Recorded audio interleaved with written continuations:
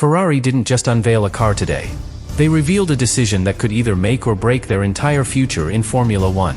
They've sacrificed 2025. They've gambled on a technical revolution that no other top team dared to launch this early. But there's something deeper.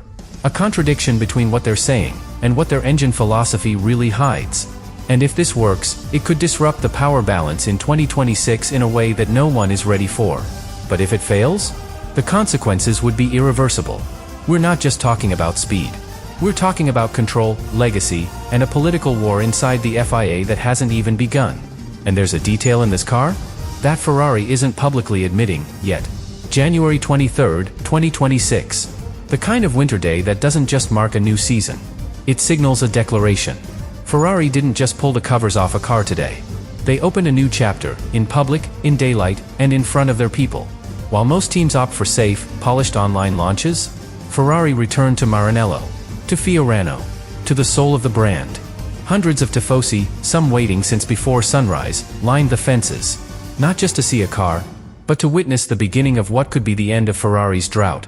Because make no mistake, this isn't just about 2026. This is about the years of silence. About 2008. About 2007. The weight of failure. The pressure of legacy. And a clear message: this is the reset. The SF-26 appeared first in high-resolution digital renders. Brilliant red. But this time, with a stark white top.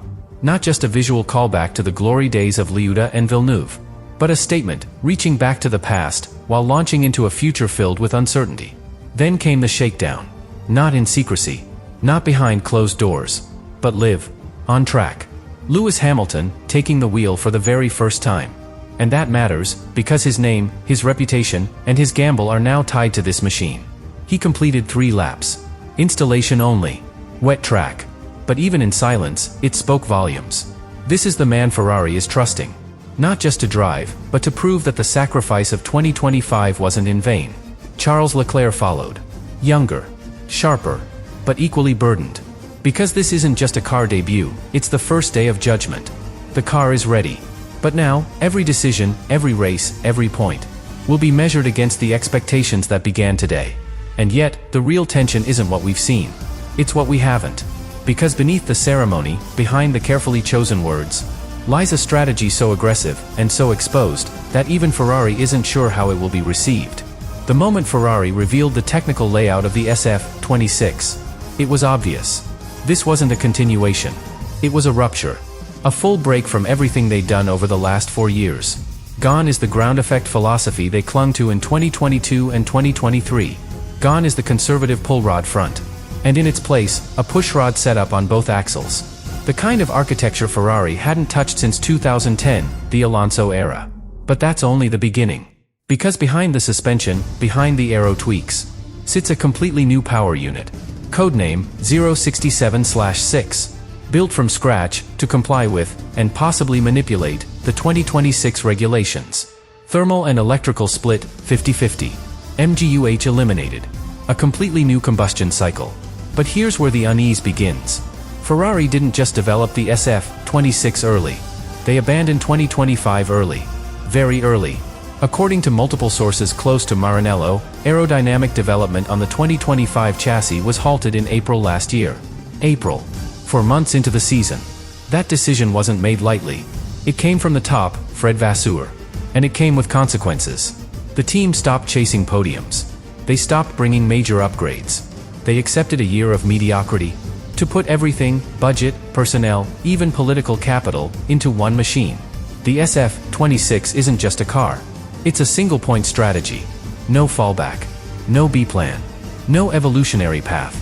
This kind of aggressive pivot would normally be suicidal. Unless Ferrari believed they saw something others didn't. A vulnerability.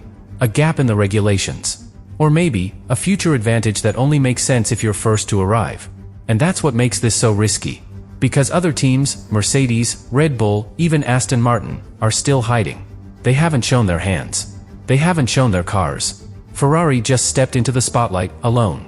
Which raises the real question. Is this confidence? Or desperation disguised as innovation? Here's where the story stops being technical and starts getting political. Because the biggest risk Ferrari is taking isn't mechanical. It's institutional. Behind closed doors, a quiet battle is forming. And it all revolves around how teams are interpreting one critical piece of the 2026 power unit regulations: the thermal compression ratio. Red Bull and Mercedes, the two engineering giants of the hybrid era, appear to be walking a dangerous line.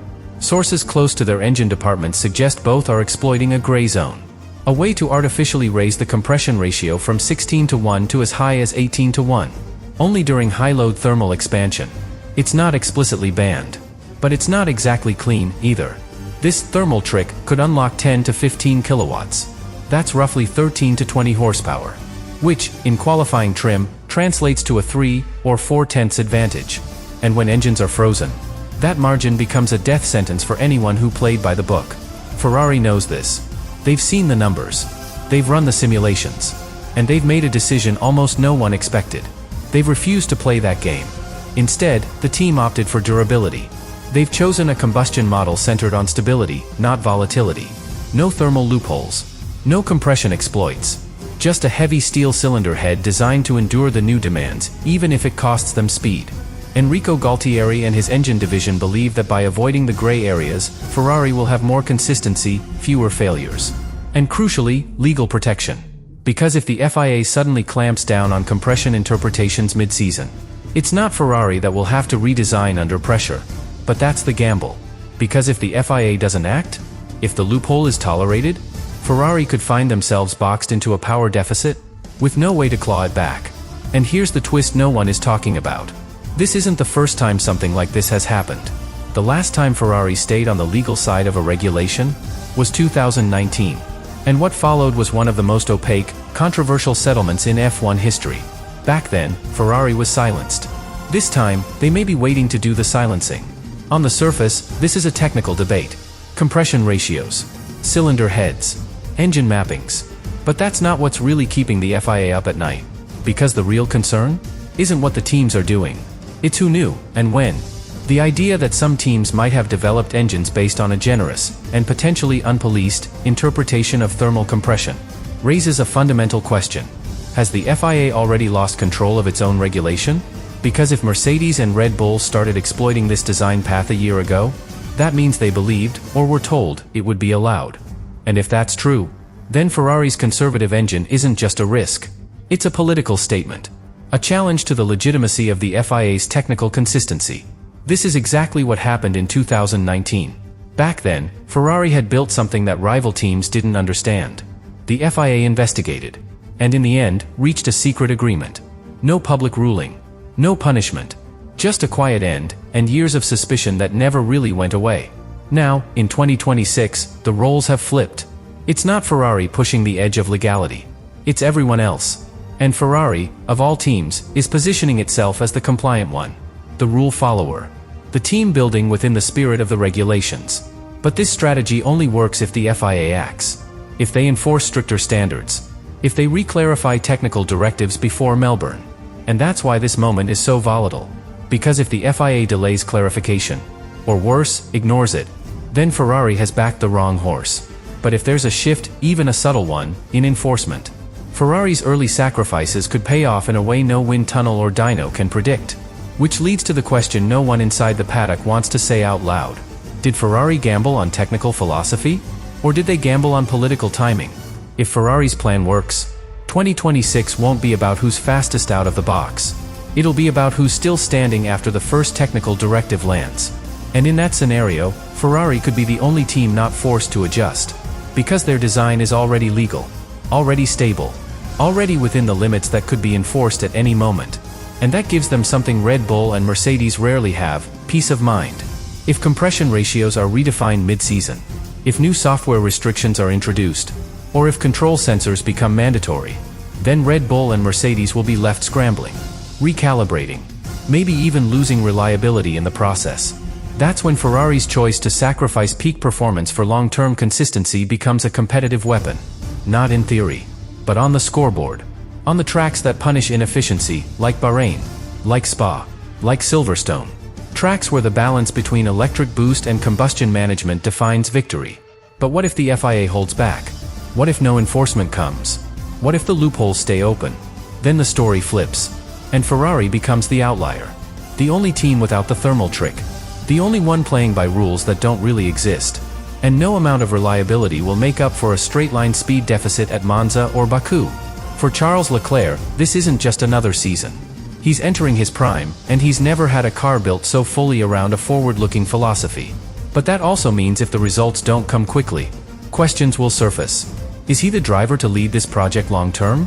For Lewis Hamilton, the stakes are even higher. This is no longer about titles. It's about legacy. He left Mercedes to rewrite history with Ferrari. If this engine gamble fails, 2026 could be the final chapter, and not the one he imagined. And behind them, Fred Vasseur, Enrico Galtieri, Loic Serra. Men who've reshaped the technical and strategic core of Ferrari. If this project unravels, it won't just be the drivers who pay the price. The pressure will go straight to the leadership. And in Maranello, that pressure has never been patient. The SF-26 has made its debut. Not in theory. Not in simulation. But on track. In public. In daylight. And in full view of a sport that still doesn't know what it's really watching. Because under the carbon fiber, behind the hybrid maps and aerodynamic tweaks, lies something more important than performance. A political message. Ferrari isn't just racing the competition. They're challenging the system. By showing their hand first, and doing so this aggressively, they're daring the FIA to respond. And now, the silence is louder than the engine. Will the FIA clarify the gray areas before the first race? Or will they let the season begin, knowing that some teams might already be operating outside the original spirit of the rules? Ferrari has put itself in a vulnerable position. No hiding. No excuses. But that openness? That very transparency? Could be a trap, or the masterstroke of the decade. Because if the FIA doesn't act, if the rules remain vague, then Ferrari will have committed to a concept that's slower, safer, and maybe obsolete. But if the crackdown comes, then the others, the ones who played the edge, will be the ones forced to compromise. And here's the most unsettling part. This battle over compression ratios and hybrid thresholds? It's just the first move. Whispers inside the paddock suggest more challenges are coming. About weight limits. About active aero. About energy deployment caps. The SF-26 might only be the opening shot. The first real signal that 2026 won't be decided on track alone. It'll be shaped in boardrooms. In technical briefings. In quiet meetings we'll never see. And if this really is the beginning of a regulatory Cold War, then the question isn't whether Ferrari made the right bet. It's whether they're the only ones who knew what was coming.